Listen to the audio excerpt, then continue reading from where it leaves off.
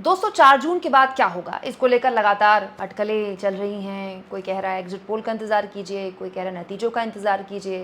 दिलचस्प ये है कि जो इंडिया गठबंधन चुनाव से पहले बड़ा बिखरा हुआ दिखाई दे रहा था, अचानक से उसने करीब तीसरे चौथे चरण के बाद ये दावा करना शुरू कर दिया कि मोदी जी पीएम नहीं बनने वाले हैं। राहुल गांधी से लेकर अरविंद केजरीवाल कहने लगे, लिख के ले लो, मोदी जी तीसरी बार पीएम नहीं बनने वाले हैं। और 400 पार का नारा जिसकी शुरुआत ही मोदी जी ने की थी, उन्होंने खुद अपने नारे को बीच चुनाव में छोड़ दिया। लेकिन इस बीच बहुत सी बातें हैं दोस्तों जो सोशल मीडिया में कौतूहल पैदा कर रही हैं, बहुत सी बातें हैं जो सोशल मीडिया में चर्चा का विषय बनी हुई हैं। दोस्तों उनमें से एक है पत्रकार केपी मलिक की बात। दोस्तों पत्रकार केपी मलिक दैनिक भास्कर के पॉलिटिकल एडिटर हैं, दैनिक भास्कर के बड़े पत्रकार हैं।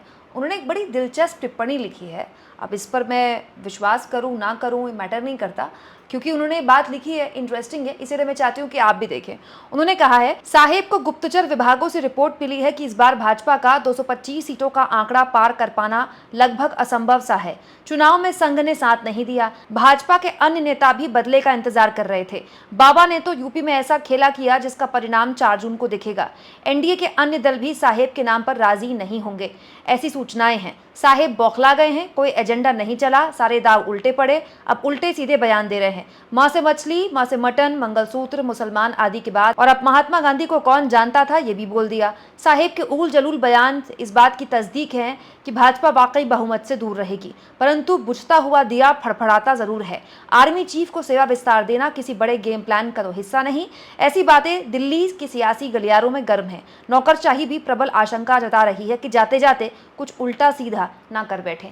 खैर ये तो पत्रकार केपी मलिक का अपना निजी विचार हो सकता है, लेकिन दोस्तों संघ को लेकर इस चुनाव में बहुत सी बातें कही गई और जो एक हताशा बीजेपी के कैडर में दिखाई दी। बहुत से लोगों ने कहा कि संघ का उस लेवल का सपोर्ट बीजेपी को नहीं मिला जो 2014 और 2019 में मिला था, और इसकी और प्रबल संभावनाएं तब बढ़ गई जब खुद बीजेपी के राष्ट्रीय अध्यक्ष जेपी नड्डा ने बीच चुनाव में कह दिया कि संघ से अब हम एक तरह से अपनी तरह से काम करते हैं, अब हम सक्षम हैं, हमें संघ की ज़रूरत नहीं है।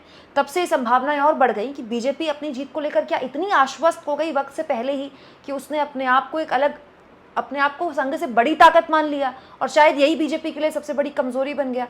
आपको क्या लगता है दोस्तों, पत्रकार केपी मलिक जो बात बोल रहे हैं उसमें कितना सही कितना गलत हो सकता है? कमेंट बॉक्स में ज़रूर लिखें, और जितना हो सके चैनल को शेयर करें, सब्सक्राइब करें, और थैंक्स और ज्वाइन के ऑप्शन से अगर आप चाहें तो कुछ आर्थिक मदद भी चैनल की ज़रूर करें।